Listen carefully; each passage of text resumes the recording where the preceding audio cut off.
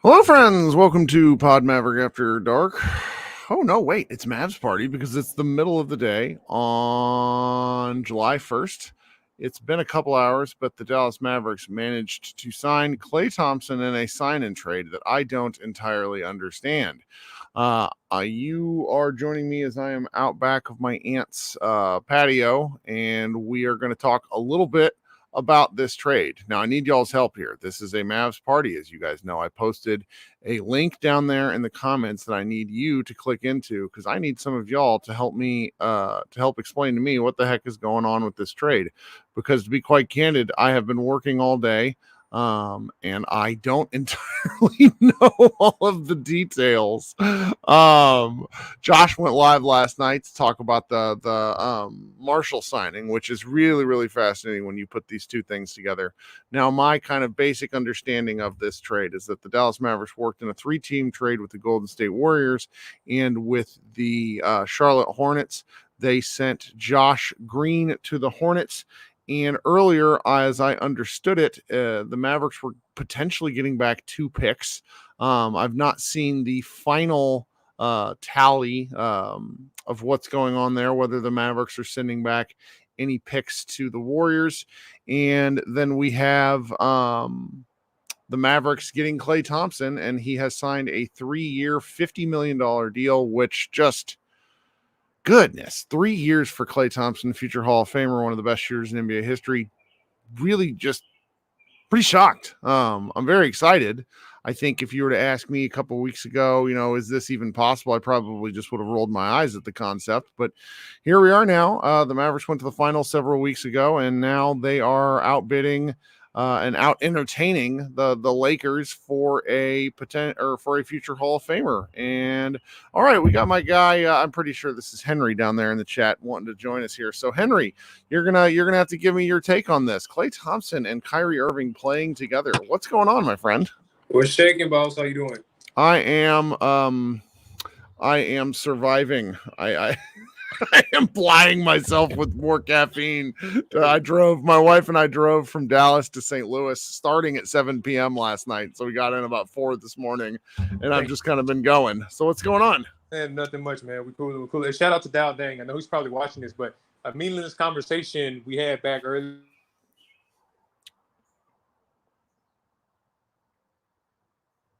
Did I lose you? I feel like I lost your audio, Henry. Henry, no. Okay, I'm going to bring Josh on, and then I'll bring you back up here in a little while, okay? Josh, welcome to the show. You're a new person here. Tell us about yourself. What's going on? How are you doing? You're a lunatic. I need to tell the public that you're a lunatic. I cannot believe you're doing this right. Well, no. I can't believe fun. You're doing this. This is fun. This was a nice little jolt. It was, I think the trade happened, about 1 o'clock, or was it earlier in the day? Somewhere around there. I was kind of sitting in a staff meeting and I'm just dying on the vine. I'm trying to stay awake and it doesn't really function. And all of a sudden we get the my favorite thing that happens in Mavs Moneyball Slack is when 19 people post various vague things alluding to something that should be obvious. But no one actually shares a literal news link, which drives me crazy. I'm like, guys, we have a website to run. And so I went and looked at Woj and I saw the 3 for 50. And I got to be quite honest with you, man. I had a feeling the Mavericks were going to get Klay Thompson. You were on a different side of this fence. You thought that the Mavericks were getting used as leverage. But I really thought that the Mavericks would try to clear enough space to go for 4 for 80 to match Los Angeles. This is nuts to me. And it feels like, I don't want to overstate it, but it feels like a paradigm shift for the Mavericks. What do you think? Yeah, absolutely. I mean, this flies in the face of every offseason failure that they've had post 2011, right? Like the last 18 months or so. Like it's a completely new organization. It's a completely new team. And this just kind of solidifies the point that you made in 2021. I shared it again. You wrote that column about how less Mark Cuban would be better for the Mavericks, and you illustrated your point. I believe didn't Bomani Jones talk about it on his podcast? Yeah, Bomani Jones did. Jason Concepcion did, and I actually texted Jason today and was just like, "Look, like, at 40 years old, I have a pretty. There's a lot I'm really not good at, but I'm good at people. I'm good at social situations. I'm good at reading how things work, and Mark Cuban." I'm going to be, in the long run of things, I'm eternally grateful to Mark Cuban for buying the team and owning the team and changing the franchise's really awful 90s trajectory. But there came a time when he just didn't know when to step away. Like, he helped make the league smarter, and as a result, things got compoundingly more difficult. And he went from being the guy who was often the forward-thinking, smartest guy in the room to being just one of the crowd. And when he was as involved as he was, I don't think that helped things. And when they finally got fed up and fired Donnie Nelson and Rick Carlisle resigned, Tim Cato put the pressure on the organization that way. Cuban went out and made smart hires. Okay. I didn't like the kid hiring. I was wrong. Didn't know enough about Nico. Probably was wrong with what I said there. I remember when they hired the cap guy out of Brooklyn. That was the thing for me where I was like, oh, okay, these guys are doing stuff differently.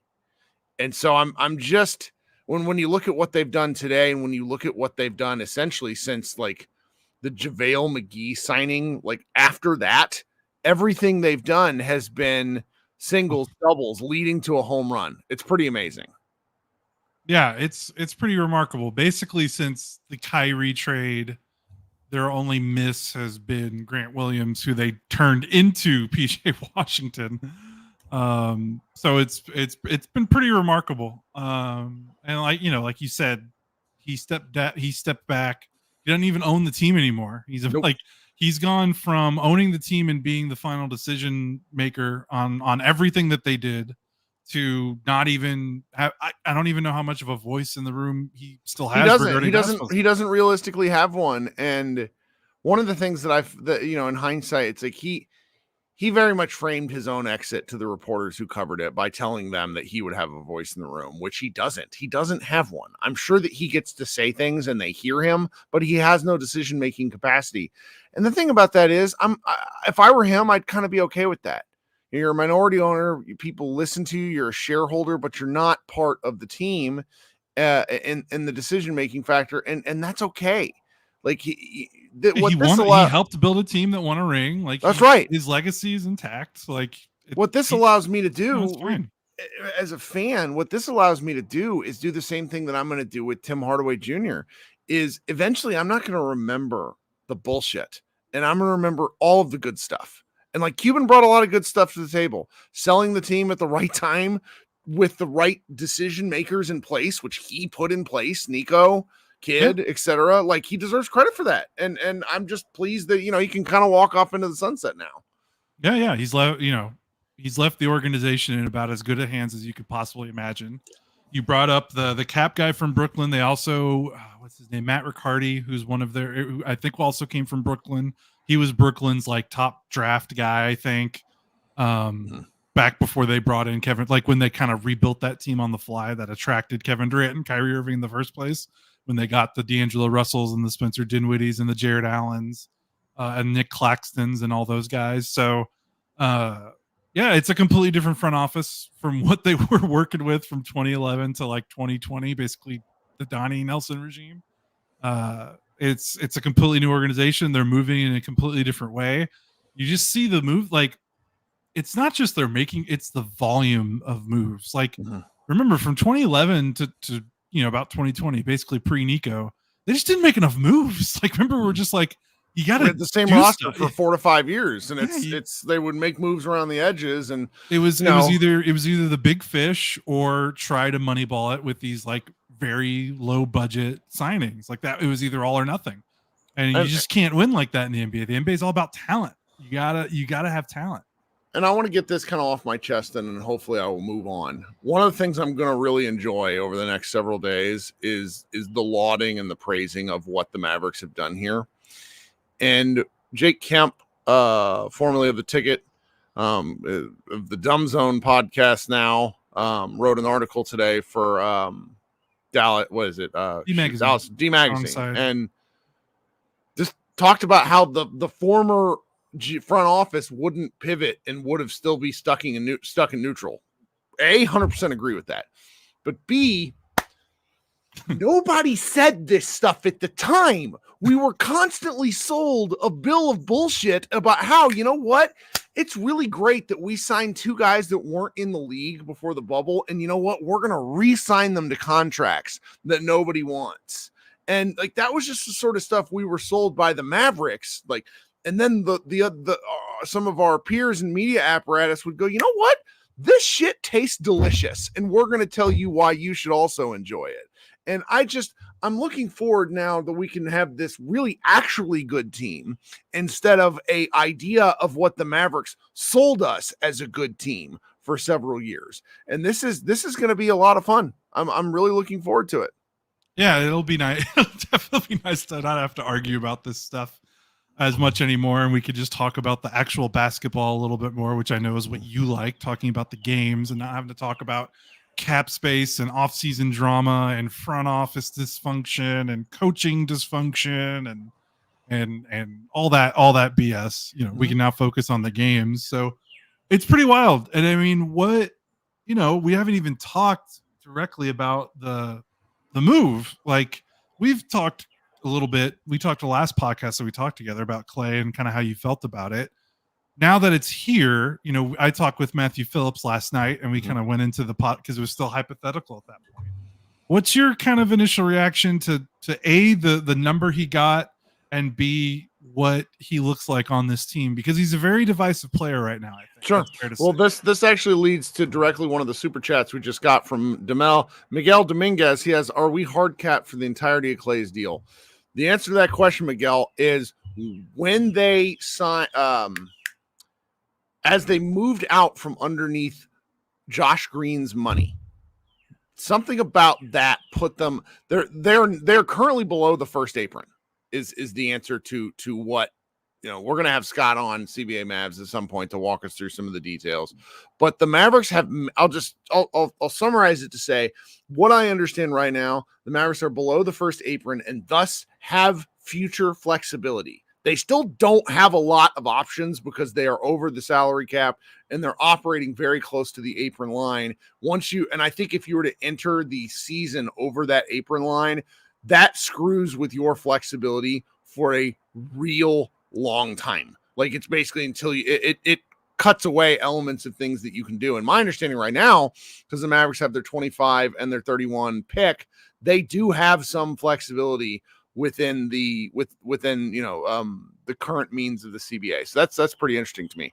But your specific question about the number, it works for me, because if they were going to pay north of $20 million, and I don't know why, it's not our money, it's not our flexibility, it's their job to figure this stuff out. But there's something about the fact of paying a guy who a lot of the fan base really doesn't think is very good. Like, I've gotten a lot of comments, a lot of texts, a lot of emails to this effect of, why are they going after a guy who is washed? Bear in mind, he's played more games the past 2 seasons than Josh Green has by a significant margin, while also scoring, and this is very important, double digits. Josh Green never scored more than 9 points a game. Sorry. I think it's what what I talked about last night is the way that the national media kind of covered Klay. Not saying that they were wrong to do this, but if you were just watching from a national coverage perspective, because you can't watch every single Golden State Warriors game if you're a Mavericks fan, no one can do that. You just saw what's wrong with Klay, because he clearly taken a step back from his pre-injury self. But that doesn't mean he turned into a bad player. And then, of course, you have the very national high-profile spotlight of his last game, as a Warrior. They Mhm. lose Really bad. in the play-in. Yeah, he looked terrible. He was really bad. Missed all 10 shots, didn't score any points. They don't even win the play-in. They don't even get in the playoffs. They miss the playoffs. And it's a bad look. So everyone's got that in their mind as their last image of Klay Thompson. Yep. But he, like I said on last night, last 3 years, those are all his post-injury years. He's 40% on 10 attempts a game for three. Like that's a lot. That's more attempts than Tim at a better percentage than Tim. And Tim was a good high volume 3-point shooter. Yes. And there's all this idiotic consternation. And my favorite is from these fucking poser ass Laker fans who claim to be national media, where it's like, what about the stagnant? What will happen? Will Klay be okay? Will he be able to get his shots up? My first thought to that is, please shut the fuck up. The Mavericks will be fine. They'll figure it out. I think 3 offensive savants plus Derek Lively, who is 7 foot tall Draymond Green, living. I'm gonna dine on that comparison. That's my thought for a while. I think the Mavericks will be fine. If you're worried about the defense, I get it, and I think it's something to look forward to seeing how they solve it, because you assume that Klay is coming here to start. There's some questions in the chat. Oh, it'd be great if he was a 6-man. He was pissed at the Warriors for making him a 6-man, and he was pretty good off the bench. So the Mavericks have some things they have to figure out, whether that's schematically, whether that's, Luka and Kyrie playing better defense in the regular season, which frankly is something all of us should expect a little more of, or at least from Luka. But look, guys, they got to the finals. They've earned the benefit of the doubt here, right? Like, can we? Yes. There's a lot of consternation going on, and it's like, when I'm saying, guys, lighten the fuck up. What can we? I'm really excited. Yeah, this is great. I mean, this is the most high-profile free agency signing in Mavericks history, and it's not even close. Not even close. They've never signed a player of this name recognition or resume or pedigree. That's right. Whatever you want to say it. Like, that's just how it is. They've never acquired anyone like this in the franchise history. And yeah, the weird thing about the drawbacks to Klay coming here, I don't understand what the obsession is going like the offense first. It's the same thing when they traded for Kyrie. Like, how are they going to work? Like, there's only one ball, and everyone keeps focusing on the offense. And I'm like, the offense is the least. It's the last thing you need to worry about all these acquisitions. The Mavericks, and it didn't work in the finals. It didn't work in the finals because why? What broke in the finals? The shooting. Yeah. So I think here's the problem. What's the solution? Going and getting one of the best 3-point shooters in the history of the multiverse is a pretty fucking good solution. Yeah. Anything that might be a drawback for Klay being here has nothing to do with offense. It's the same thing I said when Kyrie got here. And I think it's because it's easier to talk about offense. And it just is. I like to talk about offense when I write my posts. I sometimes focus on offense too much because it's easier to get data. It's easier to get numbers. It's easier to get clips. Like, it's just easier. It's just also, if you get defensive stuff wrong, NBA people will be like, you are wrong. Here is why. And then you look at it from the NBA person's point of view and you go, oh. Yeah. It's like one of the things that got a lot of clip last year is like, why is Tim Hardaway making this switch? Well, Tim Hardaway was making the switch because that was what the scheme demanded. Right. And that was the personnel the Mavericks had. So it's like, what happened when you get better personnel? You play better defense. Yeah. Intent is harder to decipher with defense because, like you said, schemes, what coaches are telling players to do, all that kind of stuff. So, so it makes it harder to talk about. So I get it. It's easier to just be like, oh, offense, Luka dribbles the ball a lot. That's bad for Klay, when it's like, he's the greatest 3-point shot creator that the NBA has over like the last 5 years, besides maybe like a LeBron or someone else. So again, that's not going to be a problem. The two things that you have to look out for is defense, because yes, they did get Grimes, and yes, Najee Marshall is not that big of a drop off from Derrick Jones Jr., but those two guys aren't going to be on the floor with Klay and Luka in the final 2 minutes of a game. So again, you're going to be closing with Luka, Kyrie, Klay, PJ, and then one of the centers, likely Lively or Gafford. So how do you work around that? Because between Klay, Luka, and Kyrie, you're looking at best 3 average defend. It's just, there's not a ton of high level. It's PJ and Lively are the 2 high level defenders in that lineup. How do you work around Klay, Luka, and Kyrie? Because like it or not, Klay is definitely taking a step back defensively. Yep. And that's the question the Mavericks have to answer. And I think that's part of the back and forth is they got to the finals because they finally tuned from we're going to be an all offense, we have to win by shooting threes, to we're going to win by being athletic and being a hell of a defensive team. And then they got to the finals and didn't have enough shooting. So the big question for this offseason was, how do we tune that? Like, how do we find the right balance between we need to take a step back from this all defense lineup that we ran out in the finals because we need to get some more shooting back, but let's not go all the way back. So now that we're back to pre-2024 and we can't win games unless we make 23s or whatever that number was for them. Pre-2024. So pre-Gafford and pre-Lively and all that. So I don't know if Klay is the answer to finding that right balance, and they're going to have to work around his defense. But they're going to make shots. I don't see this being a problem in the regular season at all. They'll have to figure some things out in playoff-specific matchups where teams are going to try to get Klay, Kyrie, Luka all moving around. Sure. But Klay, at least, he might have lost a step as maybe like a lead ball handler defender, which Golden State wanted him to do, and he was very good at. If they can find a way that he's not having to guard the other team's initiator, and they can keep him a little more off ball and use his smarts, because he's still a smart player. Sure. He isn't as gifted athletically as he was before the injuries. They can find him a way to be more off ball and not have to guard the opposing team's initiator, which is going to be tough because is it PJ doing that? Is it Luka doing that? Is it so they'll have to answer that question, but they've got the rim protection to funnel some things in and help teams some mistakes, and that's why having Eric Lively and Daniel Gafford is so good, because they can get away with a little bit more because they've got two of the best rim protectors in the NBA statistically behind them. So that's what they're gonna have to figure out. And the chemistry stuff. Is he okay with being a third option? I assume he is, because he's willingly choosing to go to Dallas. And even if he's not, like, we understand realistically and this is a small thing, I didn't really thought until he said it, but Kyrie Irving doesn't have to play 65 games next year. No. And he didn't this year. He missed 25. But if you understand that he's 30-something years old and is a little, but when he missed those games, the team was not great. Sure, but that's what I'm saying is if you have a different second option in Klay, so that can help. So yeah, for sure, that's part of it. And also the age thing. I know that's a big thing that everyone's worried about. How old is Kyrie? What is Kyrie? Is Kyrie 32 right now? Yeah. Or he's going to turn 33, I think, before next season ends? I don't remember. But this is your window, right? Yeah. This is the window. That's true.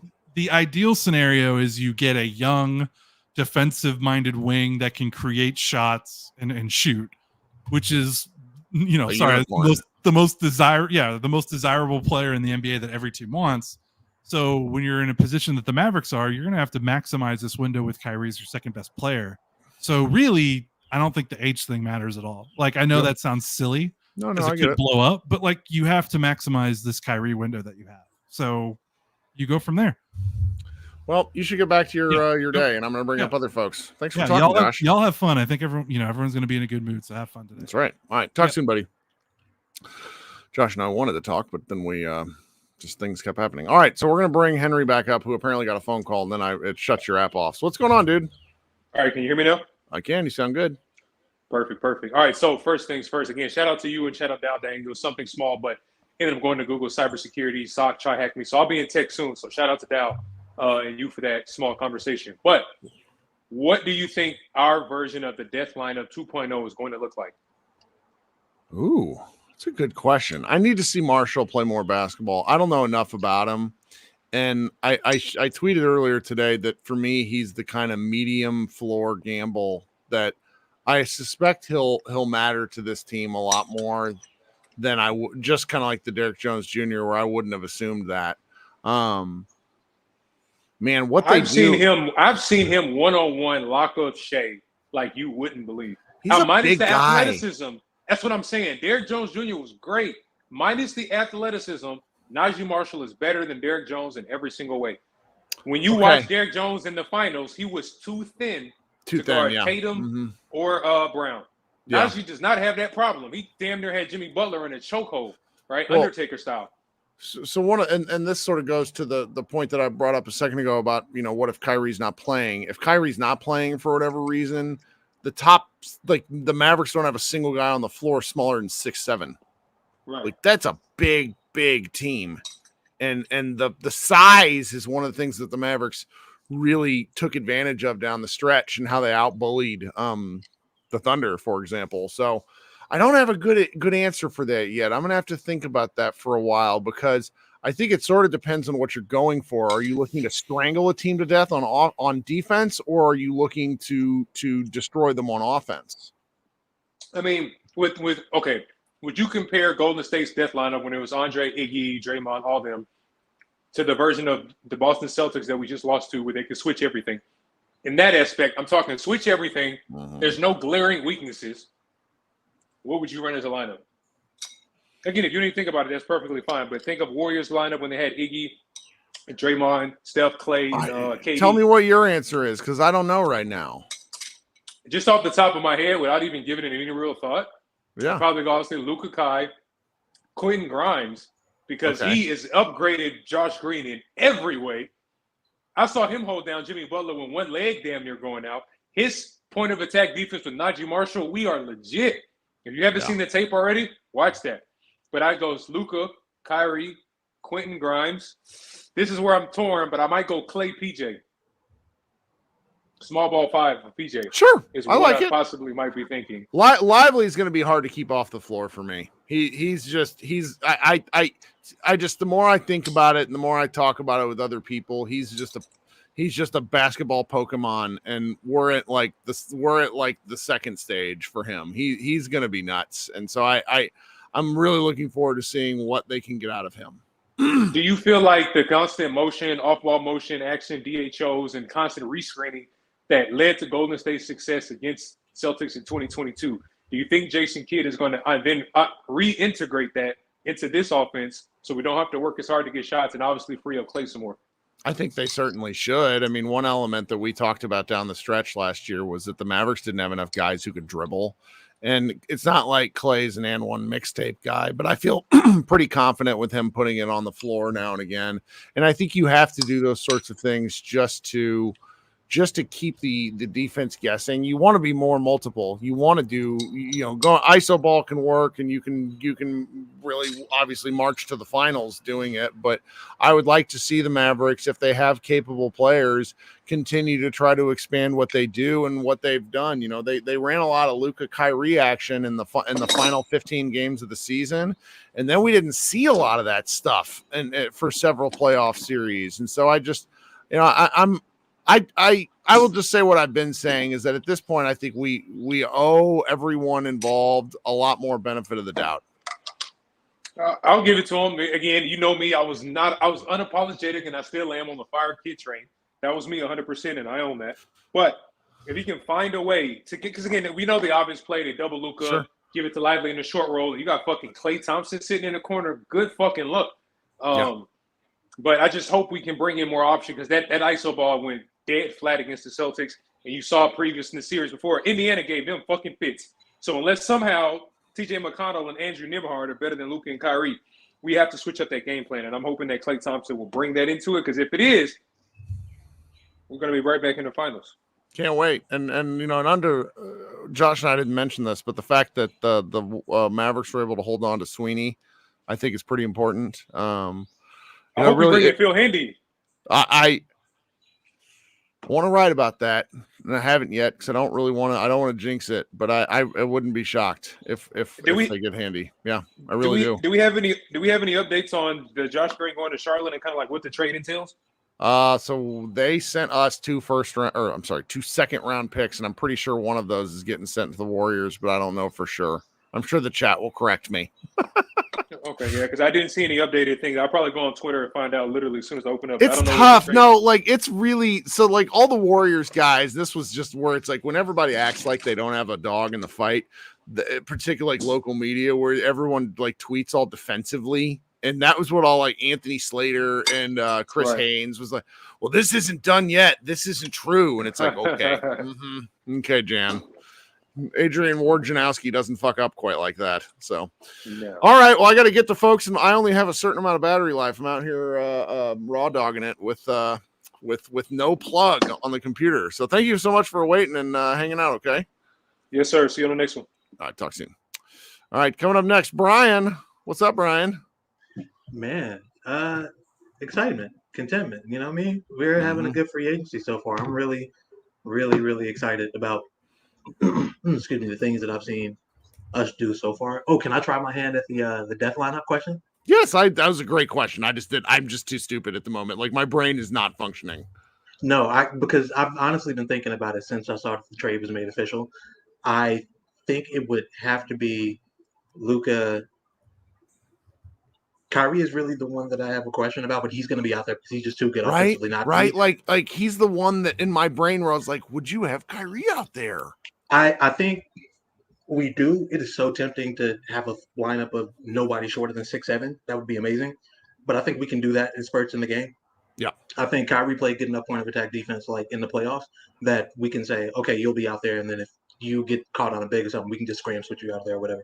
But Luka, Kyrie, Najee Marshall, PJ, Derek Lively, because I think Najee is a good enough point of attack defender, and he is such a good defender on those big, burly, strong wings that having him and PJ and Luka out there means that, okay, the other team can't outmuscle you.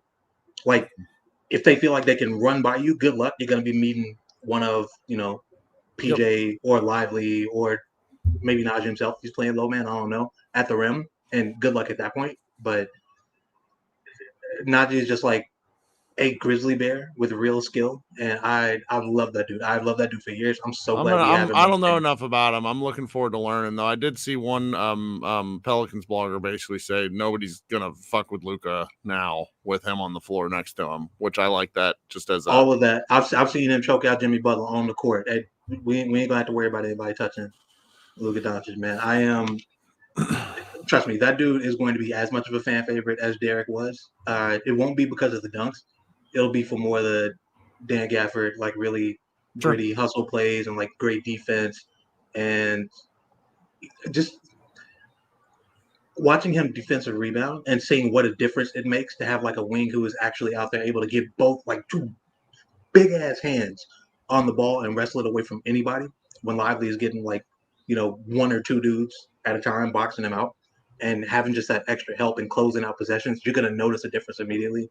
And if his shot is real, and he shot at 40%, 41% last year and 42 from the corners, so I think it could be, then yeah, we're really in for something. And as for Klay, I don't know what it's going to look like to have that kind of spacing on this team, because I haven't seen anything like it ever on this team since maybe not since Dirk, as far as off ball gravity. Sure. And big deal. Yeah, and I feel like this is the first time since Luka has gotten to the NBA where he has both real plus level NBA level athletes and real A plus NBA level spacing around him at the same time. And I am so fascinated to watch defenses try and deal with that, especially with Kyrie waiting on the other wing and Klay in the weak side. Marcellus points out, how do we talk about a Golden State death lineup and not include Klay? It's a good actually, wait. I like the thought. I just see he's right. He's right. No, I had a brain for it. Yeah, it would be Luka, Kyrie, Klay. I think you got to put Kyrie on the bench. I don't really know. Dirty to say out loud. Well, so here's what I think happens, right? I think you go Luka, Kyrie, Klay. I think that's set. What a great problem. That's it. Yeah, right. And I'm not as worried about Klay's defense, because I think the bigger the back line help, the twos, the threes, he's got some fours, he's 6'7" and thick as a tree trunk. So if he's your back line defender and he's meeting people at the rim, that's still fine. So I'm not really concerned about that. But yeah, those three, and then honestly, you can take your pick between PJ, Derek, and Najee, depending on if the team we're playing is smaller or not. I think PJ's going to have to be out there no matter what. And I feel like Lively is also a lock. But if you just happen to want to play 5 out, you could go Najee too and not really feel a difference. Well, man, my just cooking with gas offseason take is that Derek Lively has a better handle than PJ, and we need to just admit it and move on. Yeah, he does. Yeah. If PJ's out there, he's playing the 4, or if it's a no Lively lineup, he is clearly the 5. PJ needs to be at God Camp this summer, working on his ball handling. That's all he needs to be doing all summer. Yeah. Because we can't ever have another play like that Drew Holiday at half court play in the fight. I don't ever want to see that again. God. I don't ever want to see that again. That's right. But You got anything else for us, friend? Dude, I'm just excited. They went and added a bunch of players I've loved for years, and Grimes and Najee Marshall and Klay Thompson, and we might bring Dennis Smith Jr. back. And now we've got a defender of every archetype down the lineup, first and second lineup. So, nah, man, I'm just happy to get to watch this basketball soon. That's right. Well, Brian, thanks for hanging out. We'll talk soon, okay? Yes, sir. Have a good one.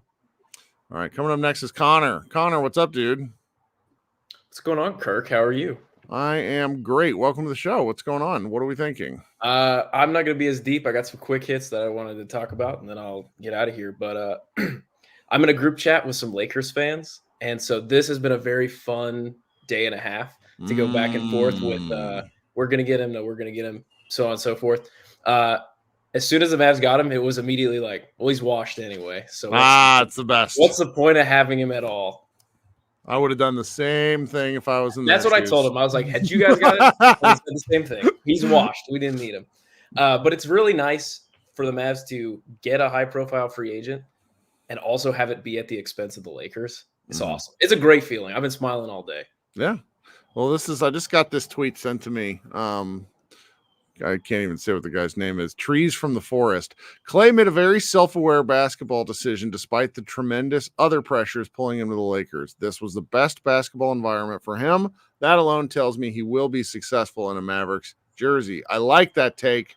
I think it's correct. One of the things in some of the stories about why he was frustrated with the Warriors environment is I think just the media, just the circus was pretty loud, and Dallas has its own kind of circus, but it's a little more low key. But if you're trying to escape the circus, I think Kyrie's shown that Dallas is not a bad place to do it. 100%. Great observation. Yeah. I'm going to miss Josh. Sure. I'm going to miss DJJ from yesterday. I don't know the last time I have been like, hey, but good for them. Like, they're going to be fine. Both those guys are going to be fine. I'm going to miss them in a Mavs uniform, but it's an upgrade, so it's hard to be upset overall. And then finally, the Mavs, I guess, have just decided that there is no offseason for basketball for me this whole year because we've got Olympic qualifiers, we've got Summer League, and my wife is super excited for all of that. So, I mean, I get the same thing. I just told my wife, like, we're on a family trip, and she's just like, you're going to do what? It's like, I'm sorry, I have to. I said, we're watching basketball this week, right? And she was like, what are you talking about? I was like, well, Slovenia has to try to qualify. Well, I mean, you start to watch those FIBA games, and they are just like a soccer match where it's you're in and out in 95 minutes, and it's like, this is great. So yeah. But anyway, so hey, I appreciate you putting your vacation on pause for a second to go. Absolutely, man. Appreciate you joining. We'll talk soon. All right. We'll talk to you, Kirk. All right, coming up next is Andy. Hi, thanks for for a having me long time. Welcome back. How are you? Very good. Now even better with all those acquisitions. I'm very thankful to the Mavs to ease us in a little bit with Grimes and Marshall, and now obviously Klay. So that is amazing. I didn't think that would be possible up until I thought the Lakers would do it again, but no, it didn't. So I'm very happy about that. And then I thought about the starting lineup ever since I got the news, and even before that. And the more also this chat went on, I realized it doesn't really matter. Mm-hmm. We have so many options and so many matchup dependent ideas which we could throw out there. Is amazing. I can't remember a single year, a single season where we had these options. We could put Grimes in if somebody's hurt, or if you need a more defensive-minded team or whatever, or taller or faster. This is amazing. I still remember the Dwight years and everything from 2011 on. So what a great problem to have. It's and somehow him and Maxi Kleber are still on the team. That's true. That's amazing. And see, we don't have to depend too much on him anymore. And just days maybe ago, we thought about what to do with Maxi.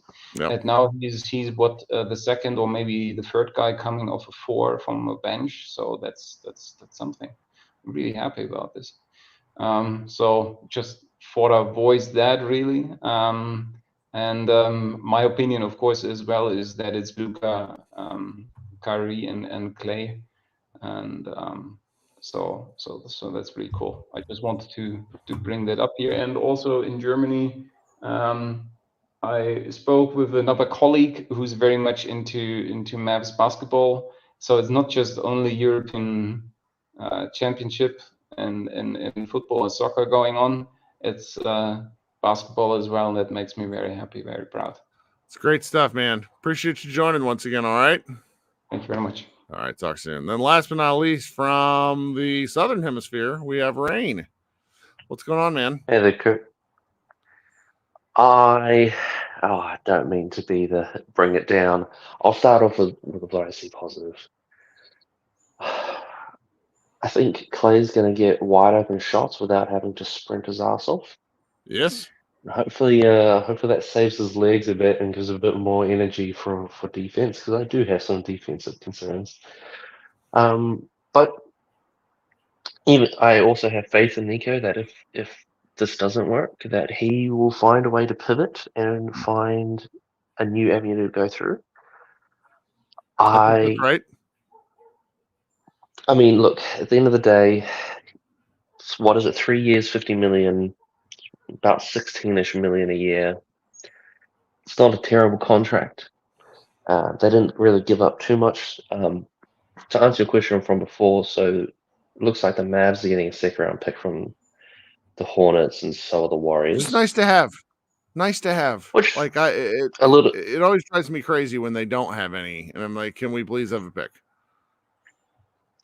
Well, as Nick would say, it's just a little bit more lube to add to make those trades work.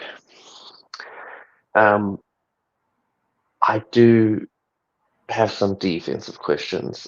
Sure. But, and they have to answer them. There's a lot of defensive questions for a regular season team that might play Luka, Kyrie, and Klay Thompson at the same time. Well, and that's just it. Luka also does play into this a bit, because with his health, with his knees and his legs, playing all through the Olympics, I get the feeling he's probably going to need some time in the regular season to need to take some time off. And if we also look at a lot of teams that make it to the finals, don't necessarily perform as well in the regular season. Now, that being said, it seems like a lot of our core lineup, being Najee Marshall and Klay, didn't necessarily go that deep. So hopefully that also can offset that a little bit. Right. Are they playing like a 9-man rotation like the way the Thunder did? And can you work guys' minutes down to where, I don't even know what Klay Thompson's average is, but can you trim 2 to 3 minutes off that? Something like that. That would be, and can you then tell Klay, okay, we're playing you less, we need you to play harder, that sort of thing. It's probably going to be the case, but if we think about it this way, like if they really needed to run an all defensive lineup, and still they could have either Luka or Kyrie, an Exum or a Grimes as a 2, like a Najee Marshall as a 3, a PJ as a 4, or a Maxi even as a 4, and then either a Daniel Gafford or a Lively as a 5. And if you think about it that way, that lineup doesn't sound too bad defensively. Who knows? Maybe in that line you could switch out Najee Marshall with Klay, and it would still work defensively. There's going to be a lot more spacing. I'll give it this. Although I think these days he's more of a Tim Hardaway type shooter. Looking through his game logs, he seems to have stretches where he doesn't shoot so well, and then have a couple of games where he shoots real hot. So, but at the end of the day, it's still a better percentage on more volume. We have more spacing. I think the extra spacing that Najee Marshall is adding, just looking through also his game logs, a bit of his history, he's also quite based on his last season at least, he's an improved shooter over Derrick Jones Jr. And that was not catching wide open threes from Luka or Kyrie. So I would imagine that's also going to see at least a little bump. So, hey, if we get to an above the break 3 shooting contest, the Mavs are probably in a much better place. They've probably taken a step back defensively, but we'll see how this goes. I mean, OKC, the moves they've pulled, they're scaring me a little bit more for the next Absolutely, season. they're really good. We can deal with that when it comes to it. I think that's the right approach. Enjoy this for right now. That's what I plan to do. All right, thanks for being a psycho, Kirk. All right, man. We'll talk soon, okay? See you, man. All right. I want to get to some super chats. Cowboy says in the chat, he says, Mark Cuban was Al Davis with a better relationship with the commissioner, bucked the system, ultra focused on one type of player, and was polarizing. Josh McSwain, my buddy, says, with Tim Hardaway Jr. and Josh Green gone, who will draw Kirk's ire? That's a good question. I think the early front runner has to be PJ Washington, just because I can tell how skilled he is, and then he does things which doesn't make any sense. And then Seven Harry Lime says, Kirk's so sorry that Josh Green is gone. Thoughts and prayers for you during this difficult time.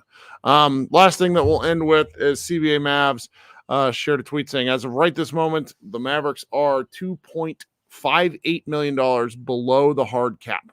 They have one empty roster spot. They still have two exceptions, but they cannot go above the hard cap.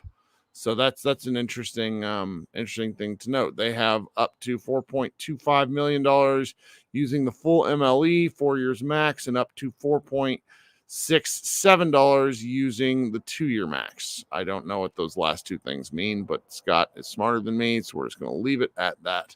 Okay, guys, a lot of fun. Thank you so much for hanging out. I had a good time, and we will see where we go from here. This is a great start to the offseason and should leave people feeling great about the team, because the Mavericks have an opportunity to be pretty good. Let's go, Mavs. Bye, guys.